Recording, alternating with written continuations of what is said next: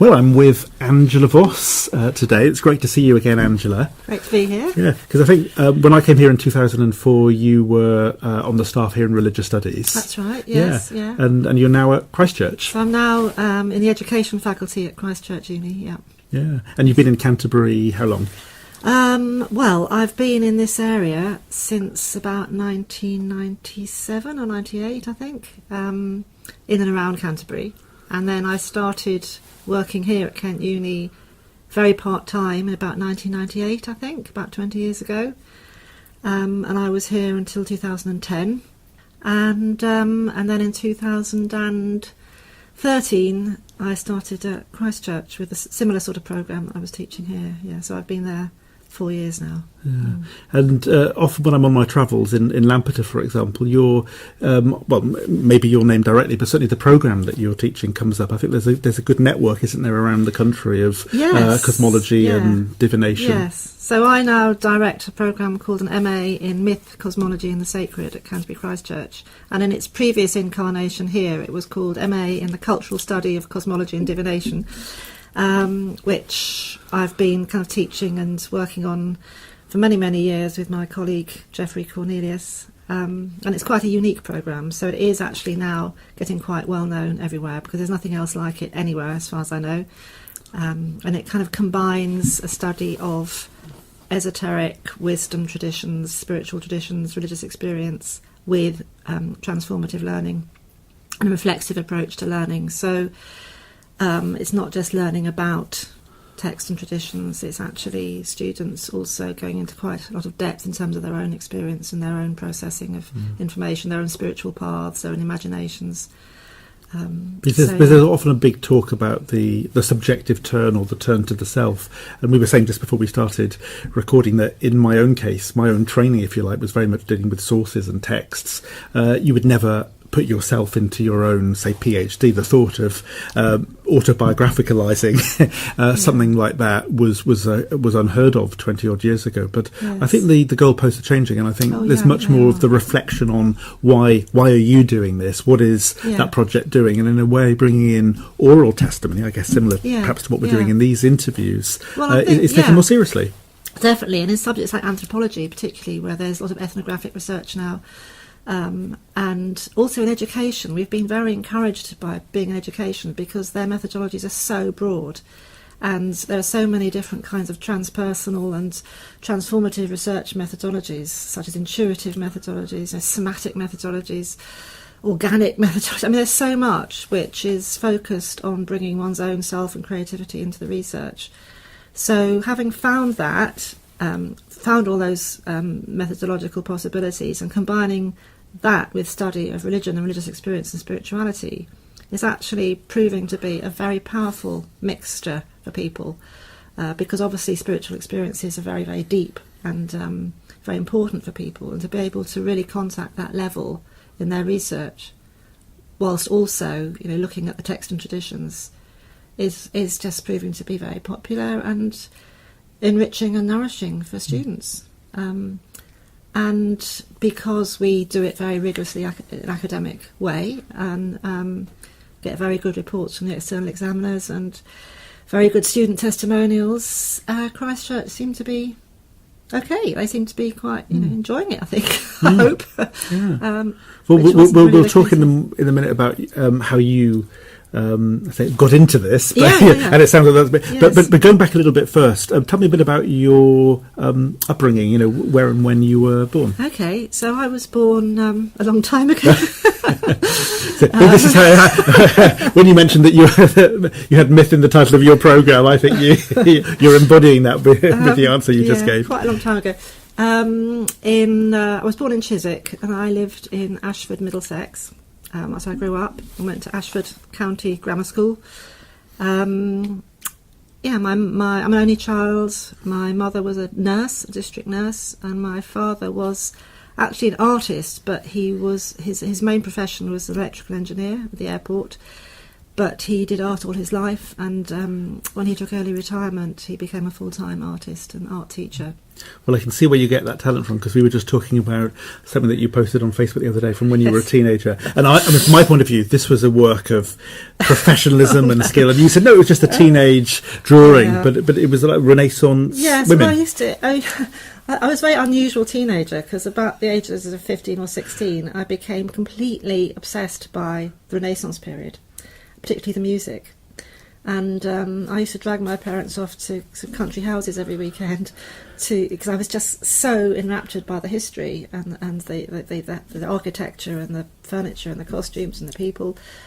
And I discovered Renaissance music, and I was a musician anyway. I played the violin and piano, and it just opened up a whole kind of world of something I just found enchanting, entrancing, very deeply moving.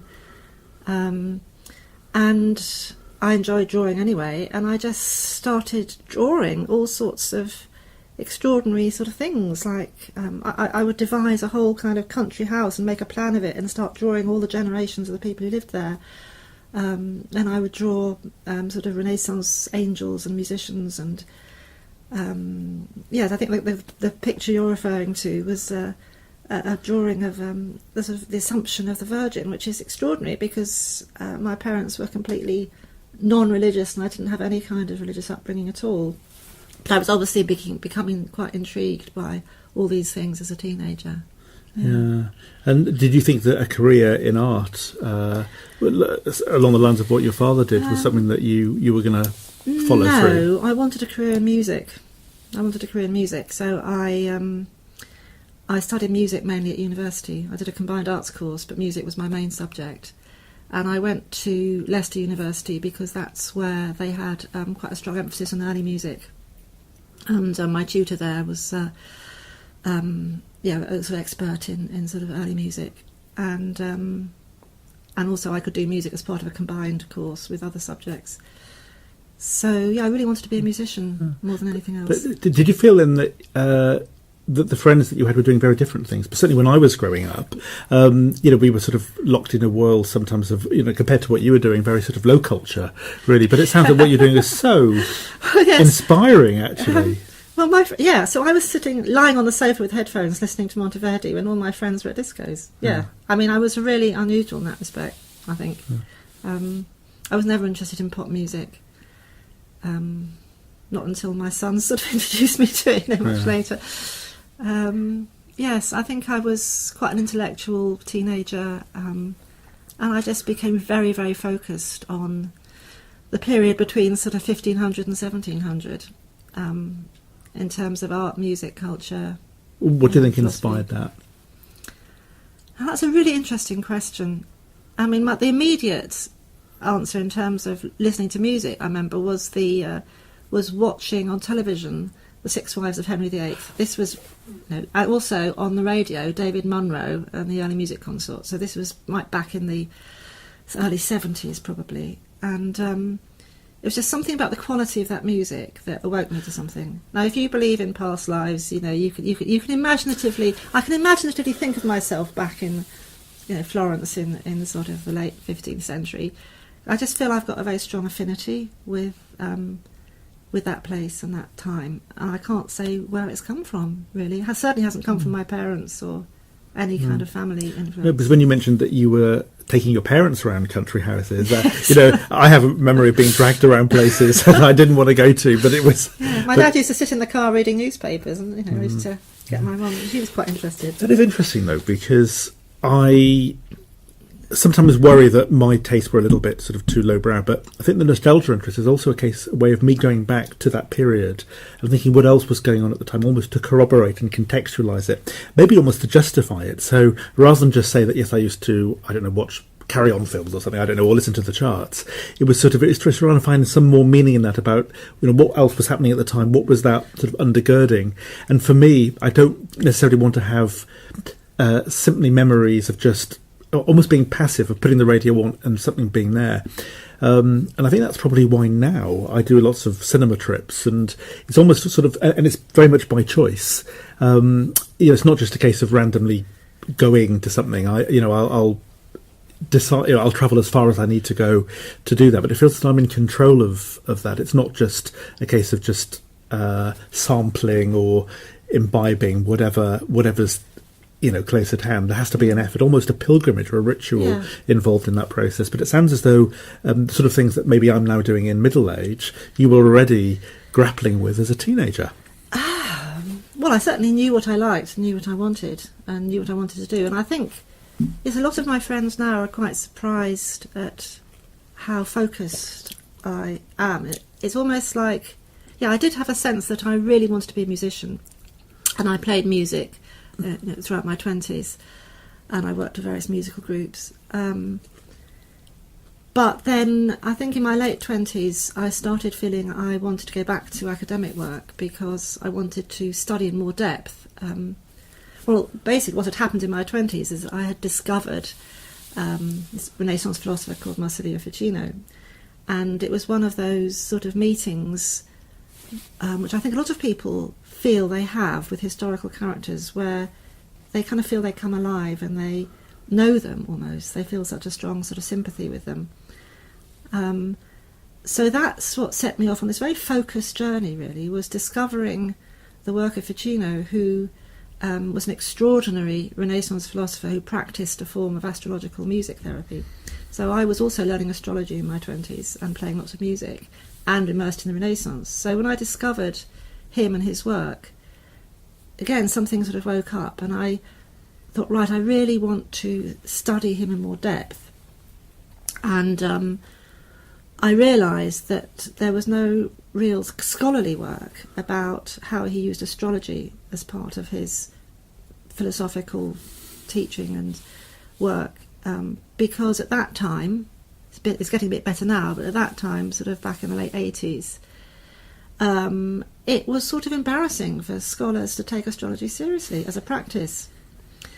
So that's what impelled me to do an MA and then a PhD on him and his work. And that's what sort of, has sort of guided me, really, ever since.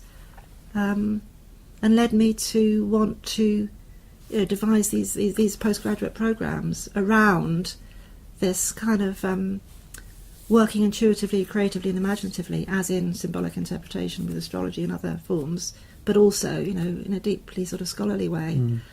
So to cross this gulf, to cross this bridge that was I was finding between the academic studies and the practices.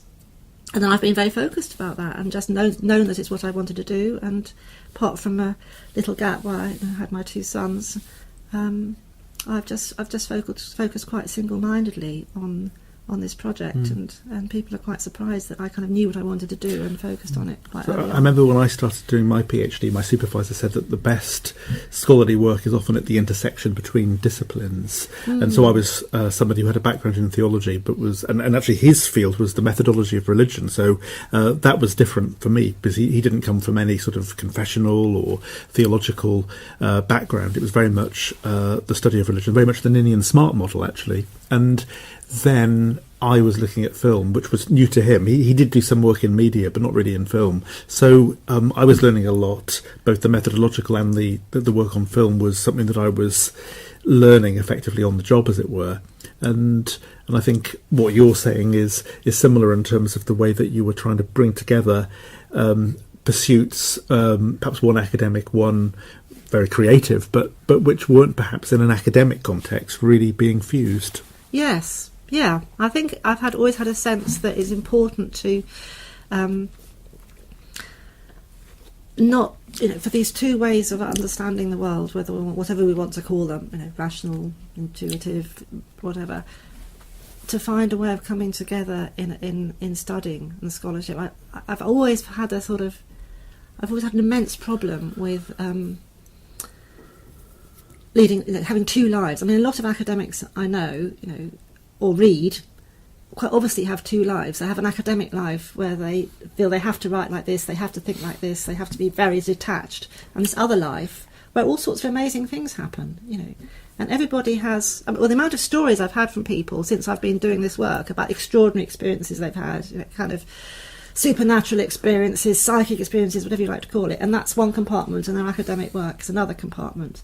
And I've never felt this is appropriate. I always felt that it's not.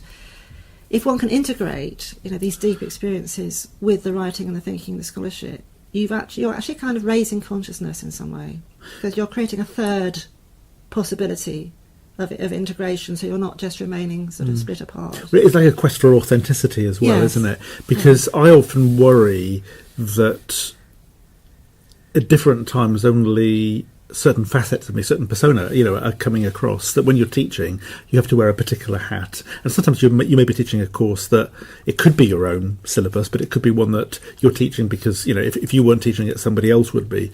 So there are certain no-go areas. It's the students want to be taught and you have a rubric and it's your job to teach that.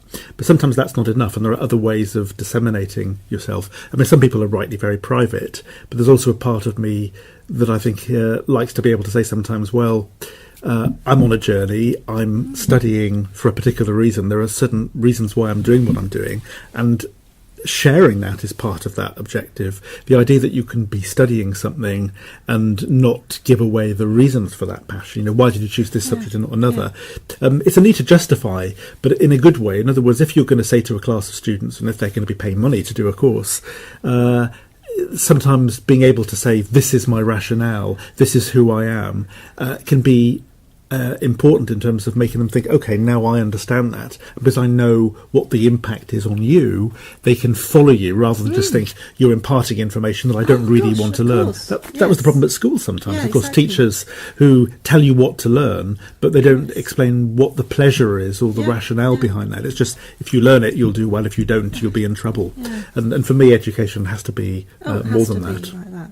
And I think, because we're doing postgraduate courses for mainly mature students, we get groups of amazing individuals, who've already done a huge amount in their lives and in many ways are far more expert than we are in all sorts of areas. So it's much more like a shared journey together. It's not... I mean, when I was here at Kent, I taught some undergraduate programmes, and that was very, very different. That was definitely more of a struggle to find a way of presenting this material in a way that they could react to in a much more internalised way as well, because they weren't used to, the 18, 19-year-olds just were not used to revealing themselves in that way or thinking about things in this way, because they've been taught to do things through the sort of school system.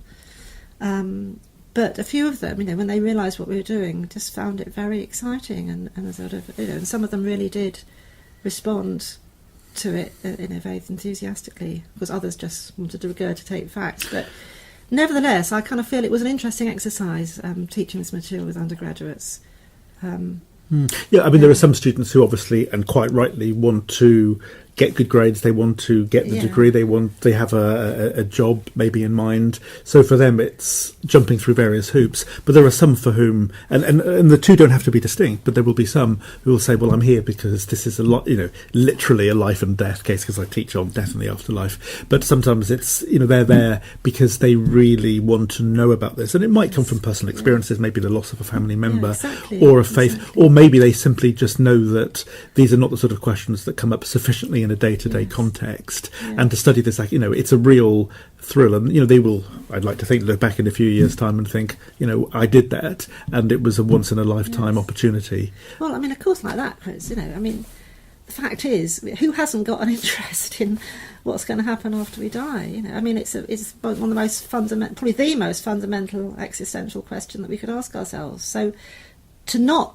go into that sort of level of kind of addressing those deep fears or those deep connections with this material and what it brings up, I think would be, how can you treat that sort of material just, in a kind of detached, rational way? It's yes, because if you're looking at near-death experiences, you're citing testimony from people who've had a life-changing experience as a result, and in every case it's that they never returned to the life that they had before, or at least they may have physically returned to it, geographically returned to it, but they often have a renewed sense that death is not something to be feared, and I think that sort of testimony is something that it's hard not to be struck by, it's hard not to be inspired by. Absolutely.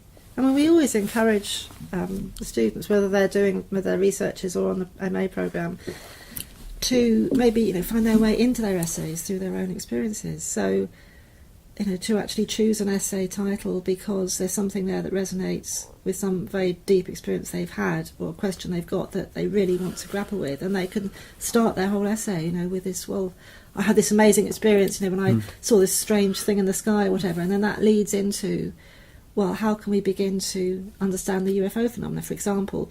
I think if they lead in that sort of way, then it starts opening up the dialogue between, their sort of what it meant for them, the meaning making, the hermeneutic level of it. Yeah, I think I still have that binary though. I think I must do, because when I'm writing on nostalgia now, I write in a very formal way. I cite lots of sources, but that's my training. But then my diary, or even perhaps these interviews, are a way of, maybe seminars as well with the students. In the lecture, I'm very conscious that I'm delivering conceptual material. That is the objective. I need to do that, but it's not just a case of saying, tell me about your life story, because that's not what the module is predicated on. But that said, it's hard not to have a personal testimony angle to what is being looked at. But for me, in my writing, I do find that I'm either writing an academic piece or I'm writing something that is in some way so personal, of course, it cannot be disseminated. It's in the form of a diary, which maybe sometimes is why I might go on Facebook and do a video post before I give a lecture on, say, near-death experiences. And I've done that before. I tried it out because I was so looking forward to delivering this material. I just said to my friends on Facebook, this is what I'm going to be doing for the next couple of hours. When I came out of the lecture, there were like 30 or 40 likes, and people were actually saying, I remember studying that at university, and that was really inspirational. And I realised I'd touched the nerve, because what came out was not just, I'm about to teach for the next 2 hours, but I'm teaching on something that for a lot of people was the most memorable experience that they had 30 years ago, 20 years ago, when, like me, they studied perhaps in Lampeter, where there were colleagues like Paul Badham who taught this material. And I was fortunate enough to be able to go on to do an MA on death and immortality. And then the book that I wrote on life after death a few years ago through film was clearly predicated on that background. So it's lovely when it comes full circle. Yeah. Well, you've already said what you very much enjoyed doing as a child. And actually, one of my questions, which of course I'm not going to ask now, is about the music, the charts of the time, because I think that probably is something that maybe your friends at the discos could answer that. We'll try them. But what about, you went to university and you studied music, but did you then pursue a PhD straight afterwards, or was there a gap period? Yeah, there was a gap between the ages of 21 and 27. When I was in London, just had various odd jobs, trying to play music most of the time. And the nicest job I had was working as a kind of admin assistant for an early music group called the Consort of Music, run by Anthony Rooley and Emma Kirkby, who's still very much around singing. And that was great, because that was a part-time job, and I was just surrounded by music a lot of the time, and everything I was doing was to do with early music.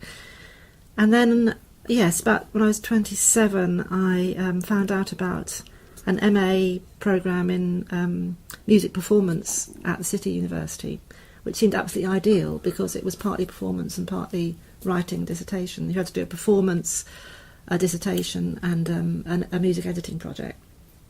So I decided to do that. And I did, there was a recital on the Brock violin, and I also wrote, that's when I started writing about Ficino and his music for the dissertation aspect. And after that, I thought, well, I just want to carry on, really. So in those days, it was quite easy to get grants to do PhDs, because I got a first-class degree, and it was quite easy to get a grant. So not in my day. No. I was told that, actually. I was said, oh, you're guaranteed to get British Academy funding. I didn't. I think it was DES funding in those days. So I just carried on at the City University, and I had to do a PhD then. So I was doing a PhD until I finished when I was 35. Where did you do that? So that was still at City. I was still at City University, but I did most of my research at the Warburg Institute in London. I had a sort of nominal supervisor at City, but he didn't really know much about the subject, so I had most of my help from the Warburg Institute. I finished that in 1992. Yeah, it took quite a long time. It was one of those, well, as everyone who does a PhD knows, it was one of those projects where you feel like throwing it out of the window, kind of don't know if you're ever going to manage to finish, but I did. For me, it's often year-based. I can remember 1996 being a bit of a desolate year. I didn't feel things fell into place. The following year, it very much did.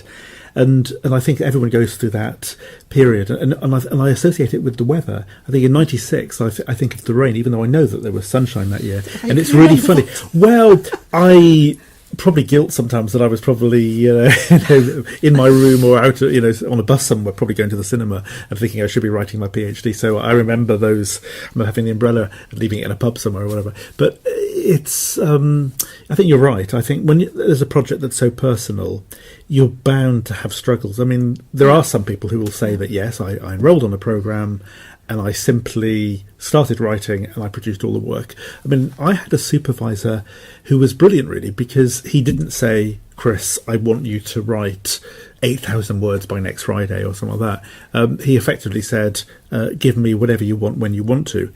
And of course, that made me work harder because rather than being prescriptive, I kept thinking, maybe he's expecting work from me. And I didn't want to have an embarrassing encounter whereby we were both avoiding the obvious subject, like, why haven't you submitted any work? But if anything, I went the other way. And I think he'd sometimes see me coming down the corridor and I'd have a sheaf of papers in front of me. And I could see the look on his face, like, because I think he was very good at turning work around quickly. But obviously there were busy periods with marking when he may have had other priorities. And I would sometimes hand him work, and I was conscious that I was probably taking up some of his time.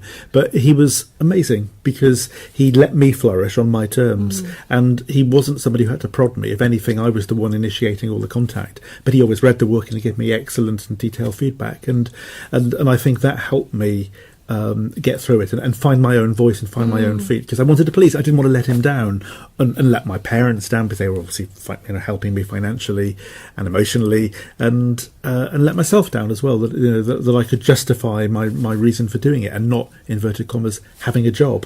Yes. Because I was very, very conscious that people would say, where are you working, what are you doing? And I'd say I was doing a PhD, and they'd say, an eternal student then, and that used to make me feel a little bit my dad was a bit like that. Concerned. Yeah.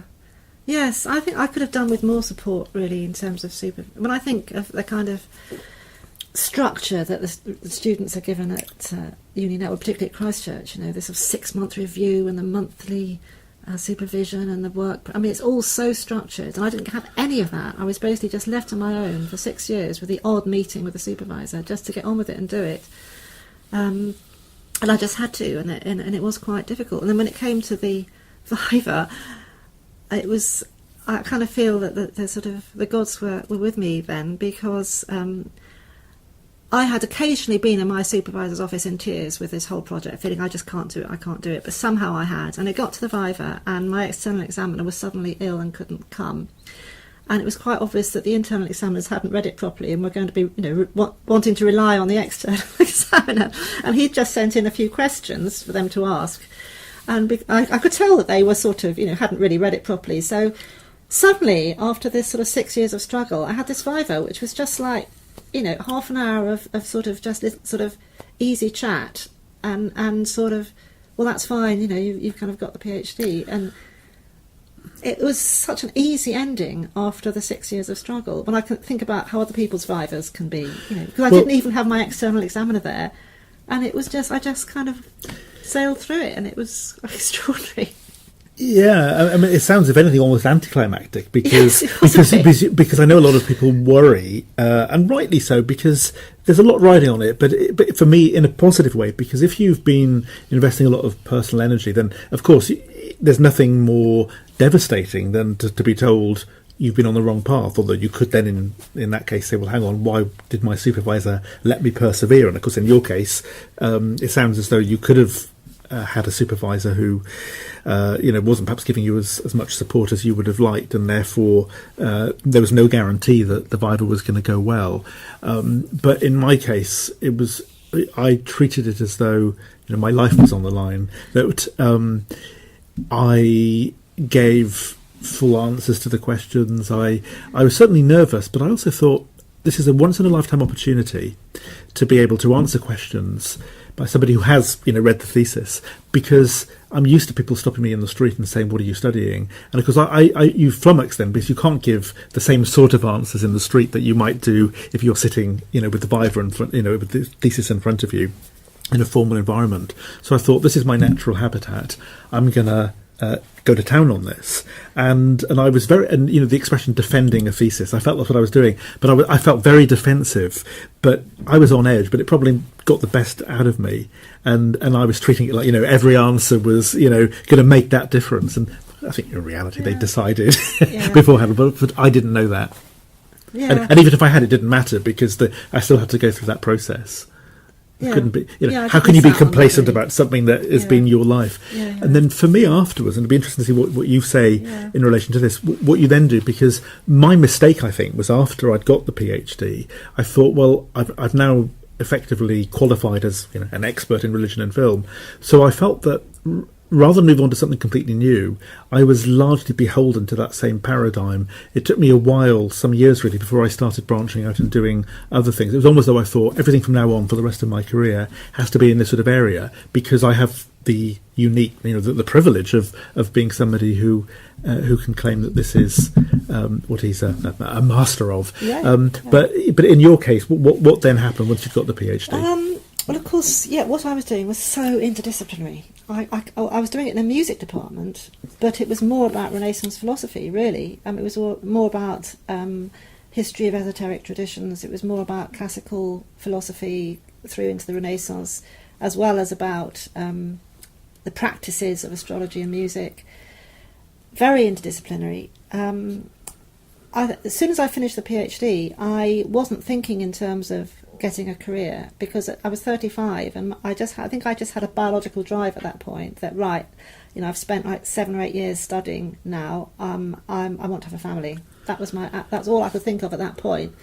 And I think when you have a very strong desire for something, you attract it in some way. And I was lucky enough at that time to have met my now ex-husband, who also wanted to settle down and have children. So that was just the obvious thing to do next. So when I was 35, I moved out of a wonderful house in Golders Green that I'd been sharing with other musicians.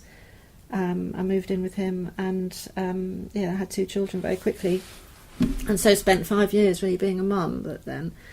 But then what happened to kind of kickstart the next bit of my career was actually meeting Leon. So it was our dear colleague Leon, who I met in London when we were living in London, and my children were very little. A friend of mine who was a Jungian therapist called Julianne McLean organised a discussion group at her house, and someone suggested I might like to go along to this discussion group because they talked about philosophy and religion and various things. And 2 of the people that went to that discussion group were Leon and Joseph Milne, who taught here on the MA in Mysticism and Religious Experience. So I went along to the discussion group, and it was a great, great group, and I met them. And after sort of getting to know them a bit, I heard about the programme they taught here, which was the MA in Mysticism and Religious Experience, which ran very successfully for many years. Leon said, well, if you come down to Kent, you could teach a module on Ficino for this MA programme. In those days, it seemed remarkably easy just to kind of go into a programme and teach a module. I mean, not so now.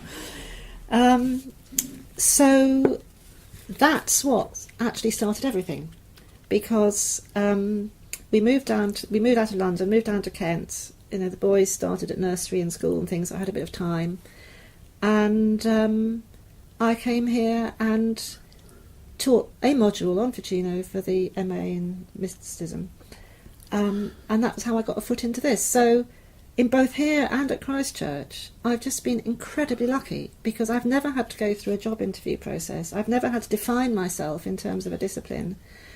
I've sort of just been in the right place at the right time.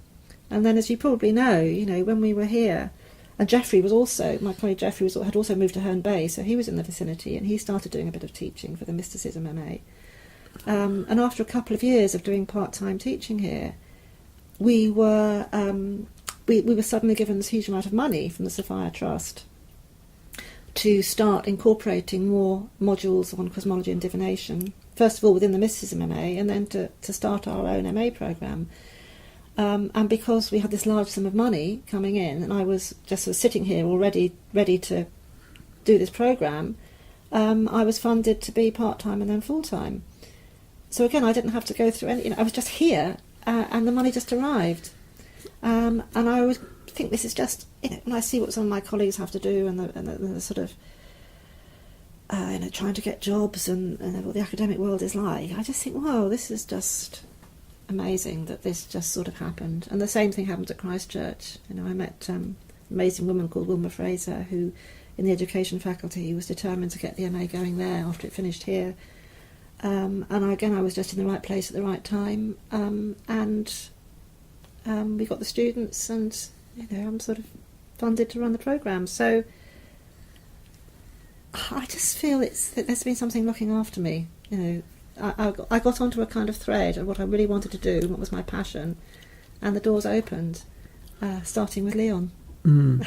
And actually Leon, I think, as we were saying just before we started recording, was indirectly an influence on these interviews, because it's when he sadly passed away, 3 years ago now.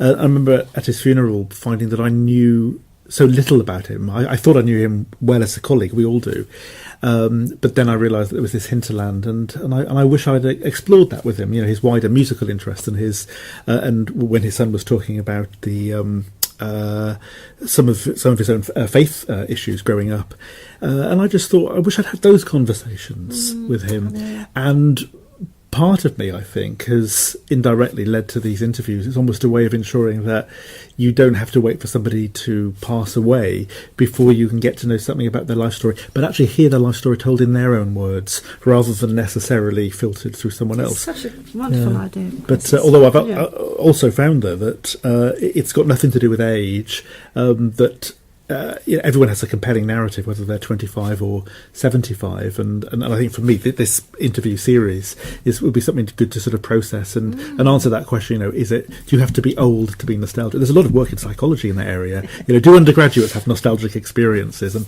I did ask my students this question once, and they were all talking about the film Mean Girls, which is not my generation at all. And I thought, somebody could do a research project on that. But I think that's really inspiring. And Leon had a huge number of particularly international students who would come over and really imbibe that mysticism MA, which was flourishing around the time I came here in 2004. It was really flourishing, and I think its strength again was that it was beginning to sow these seeds of being more reflexive.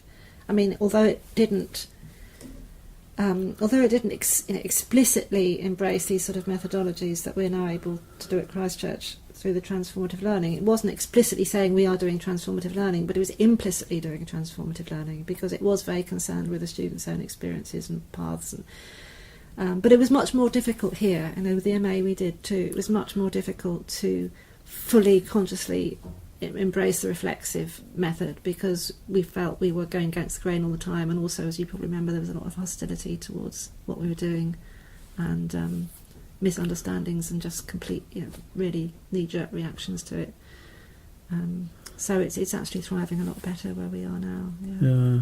And when you were studying, or indeed when you were teaching, I'm always interested in this sort of sense of the wider tapestry, the things that inspire us. And you see this sometimes on sites like Facebook, where people will reveal a lot about themselves, their politics, their faith, which you don't necessarily know about, and you sometimes think that's interesting. Again, like I was saying, at somebody's funeral, you sometimes think I didn't know that they had those sort of interests. But in your case, because obviously spirituality has been a big part of your life, but did those interests, those passions, I don't know if you would call it faith, but has that changed or mutated over time? So that's really interesting, and I get asked quite a lot, what my spiritual path is, and do I have one? Well, as I said, I came from a family who were completely disinterested, so there was no interest in either of my parents really on anything religious, spiritual. I think I went to Sunday school just because my friends did. My mother was very artistic, and she loved poetry. She loved the imagination, but no sort of faith sense in any of my family at all. Atheists, probably they would call themselves. But my father had a friend who would occasionally come round to the house, who was a very interesting man, who was he was interested in all sorts of things I would now probably call more interested in sort of like consciousness and sort of paranormal events and the weird sort of outreaches of human nature and possibilities in a way that my parents were, they were very conservative. It was like a sort of, when he would come around to talk about these things to me, it was like this breath of fresh air, and I thought, wow, there's a whole kind of realm of human potential that is just completely beyond what I'm being taught at school and what my parents are telling me. And I can remember he particularly awakening me to something, and I don't know quite what it was, but it was some other potential of human being and knowing. So that's, I think, started something off. And then I think it was through the most powerful musical experiences that I had a sense of something transcendent and something beyond the normal everyday. Perhaps. The numinous, definitely the numinous. And I knew there was something, some other realm of being experienced that was not humdrum and everyday. And I got there through music. But then when I discovered Ficino, when I discovered Renaissance philosophy, and when I discovered Plato, I started. So in fact, I had a very profound experience at uni when I was doing a year of classical studies, and we read Plato's Allegory of the Cave, which of course everybody sort of knows, I expect, which of course I'd never read before, never read any Plato before.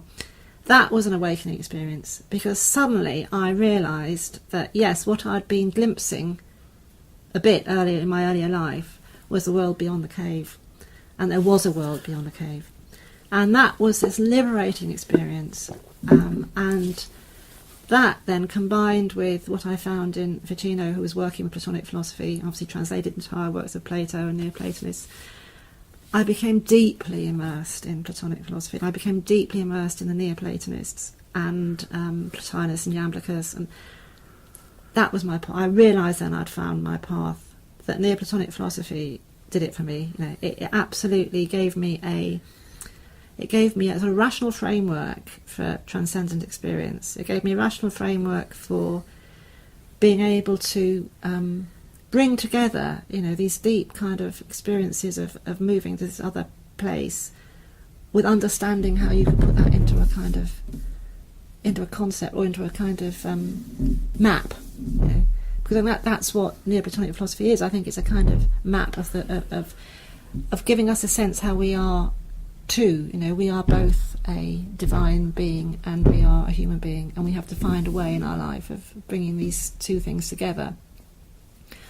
So that would be my part. And then I would say, the practice of astrology also feeds into that, because one of the main aspects of Neoplatonism is working with symbols. It's understanding that the symbolic and the metaphoric, the mythic, point you towards this transcendent place, not just the rational mind alone. So working with astrology as a symbolic system of the cosmos, I've found it's a key. It's really like a key to unlocking that other way of knowing, where you can, transcend the limits of the rational mind and start sort of participating in something bigger than you are. So that, I would say, with a Gnostic with a small g, is my path. And I definitely have, and I know that this is something that I've been working on for quite a long time, a bit of an issue with a sort of what I would see a bit of a reduction to a sort of literalism of particular faiths, because I'm always trying to work towards a position that is beyond all particular expressions, and what are all these particular expressions pointing to. So this sort of, when one gets stuck in a bit of a sort of fundamentalist position, in a particular faith way, and you're trying to point towards a symbolic, I think this is a kind of struggle that is typified in a sort of pagan Christian issue. And it's very interesting that we now find ourselves at Christ Church, which is a Christian foundation, with a strong kind of chapel and dean, whatever, and we're bringing in this other way of thinking and seeing, And I think it's part of a much bigger historical issue. Well, so something that has stuck in my mind since Leon's funeral, where he was asked, wasn't he, when he, before he died, before he had an operation, what his faith was, and Yes. it was a tick box exercise, Yes. and apparently he answered, was it no religion and all religions? Yeah. And that seems to be what you're that's what I would touching probably it. say, yeah. What did your parents make of that then? Because when you were on this, I call it a journey, yes. but it was very different to their own. Were they very, very supportive? Were they surprised? Did they find that you were going somewhere that did they understand what you were doing? No, they didn't really understand, and I didn't really talk to them about it. I mean, my father had a lot of problems with the fact that I didn't get a really good job as soon as I left university, and my father had a lot of issues, and I think he had a lot of resentment towards his own family in a way that I never really got to understand, and it came out as a sort of quite a lot of anger towards me for not following the kind of path he thought I should follow, i.e. I get a good degree, I should therefore join the BBC or something instead of just playing music and just trying to do this and that. So when he kind of died very suddenly in 1989, before I'd resolved anything with him, and because I think he was probably a bit dyslexic, and he was definitely not an intellectual. He was a hands-on person, an artist. He really didn't understand at all what I was trying to do. I think my mum did a bit more, but I don't know. There was something very deep in me that I felt that neither of them could really grasp or really get, and in that sense my relationship with both of them was very pragmatic, and I didn't really sort of touch these sort of deeper things with them, but I found a whole circle of colleagues and friends who I could share this with, who I would regard as my kind of soul family in a way, and I still do, because they're the ones who do understand, and I can share it all with. I mean, there is something almost like, mythological. You go on an adventure, you go to university, for example, and you study something, but you're never the same person when you return. I mean, it's the Wizard of Oz story, really, isn't it? But there's no place like home, but you come back renewed, refreshed, in a different way. And I always used to think, when I had friends who went to university but then returned afterwards, and they went back to live with their parents, which is something I didn't do, and in some cases they may have worked for their parents, but they took a very conventional path. I mean, I've done that in many ways. I went to Lampeter, and I stayed in Lampeter, did all my degrees there. I'm somebody who, once I found a particular niche, find that something works, I find it difficult to get out of that groove. But for me, going back and almost sort of becoming or returning to the teenager, for me, would have been a regressive step. I knew that I needed, even if it meant staying in the same place where I went to university, for me, that was the right trajectory to be on. And my parents have been amazingly supportive, but who would have thought 25 years ago that I'd end up doing what I'm doing now? I mean, they didn't go to university. It wasn't as though it was, expected that I would follow a particular path. Getting to university was amazing enough, let alone staying. And I spent more than half my life working in this sector, but that's the exciting thing, that you never know. The soul does grow, and I think that you come into contact with people. Sometimes they dazzle you, and there are good people and not so good people who inspire you, or in some cases may set you on a less creative path. But it's knowing how to navigate your way around that, and sometimes it is only life experience. And there comes a point when you can't necessarily go back to your parents or, and say, what is the answer to this? Sometimes you have to frame the question and answer it yourself, but often with the support of family and other members. But that's something that I think everybody has to go through on their own, which is why, back to what we said earlier, when you're doing the PhD, of course, there are periods of creative growth and other periods when you feel like throwing it all out of the window. And if you don't go through that, I think I'd be very suspicious, because, you can't... That's what I say to my PhD students. Otherwise it's just an automaton. Throwing it out of the window. We all have those days. A few more philosophical questions, if you like, just to wrap up. But would you say that your memories are predominantly positive? Memories of what? Anything. As you look back, as you survey your life with all the different nuances and all the paths. Well, it's a mix, isn't it? I mean, I think my sort of academic memories, or my career memory, or my sort of intellectual path memories are all extremely positive, I think, apart from, some of the struggles I've had with the PhD or whatever. But basically, I think I've just been incredibly lucky in terms of where I am now and what I've been able to achieve, and the fact that I'm now doing exactly what I want to do, and I've achieved a very successful programme and, lovely community. I think that the sadder memories, or the more difficult memories, are the most emotional ones, really, kind of in my 20s, going through incredible sort of emotional angst because relationships not working. And I think that definitely the more difficult side of my life was the emotional side. Yeah, I'm somebody who I think has often had a clearer sense of what I want career-wise, because I know that it's a comfort zone and I know what I'm good at, or I know at the end of the day I have to earn money, so I know what I need to do to get by. But I've often found it difficult not to be beholden to other people's narratives sometimes, and in relationships sometimes, you don't always find that you're able to express yourself clearly, and that binary, which I've always been quite keen to break down, has sometimes been an issue for me in my personal life rather than so much in my academic career. So there were periods when I felt I was wearing more than one hat, and I think I've moved on from that now, but it has been a struggle, and it's been with me for decades, if I'm honest. Well, I think nobody really has I don't know many people who have a really easy ride in terms of kind of negotiating their relationship paths. I'm very lucky to have two amazing sons. They're now 23 and 25, and they are so independent and adventurous and absolutely amazing. And I have a very lovely partner too, who works here as a student mentor. So I feel eventually everything's sort of settled down, but it took quite a long time to get to that point. A mixture really, a mixture. But I think that's life, isn't it? I think it is, because one of the other questions that I was going to ask is whether you can be nostalgic about negative experiences, because for me sometimes it's the things that don't work out that make you think, okay, how do I respond to that? And it's the old theodicy problem, the problem of evil. It's, okay, there's a situation here that's not good, it's not efficacious, it may not be very creative, but how do you respond to that?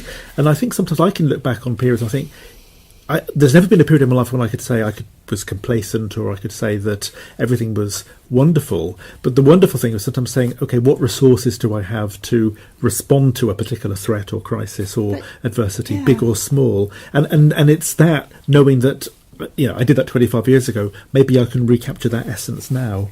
But also it's really learning from it, isn't it? And when I think of the most difficult emotional experiences I've had, they've all been there. And I can see much more clearly now than I did then, probably. They've all been there for me to learn something very, very important about myself. And I'm absolutely convinced that that's what kind of relationships are, whether they're with friends or partners or colleagues. It's to reflect something back to you, which may not always be very pleasant about yourself and the things you've got to grapple with. So I try and sit in that way, and I think some of the most difficult experiences I've had have definitely been there for a very particular reason. I've just learnt something about myself from them, most definitely, even though they're very unpleasant at the time, or traumatic at the time.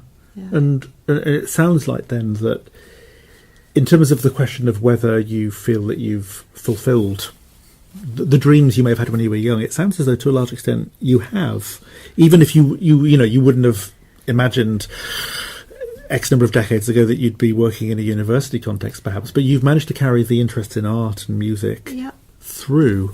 Yes, I feel that with these MA programmes I've managed to bring together everything that I feel passionate about to the students and to the wider sort of context, and I'm now beginning to think of so I'm 61 now. I'm thinking, okay, what will be the after I finished, maybe in a few years' time, after I feel like moving on to something else, what will it be? I'm beginning to think, interesting to think about that.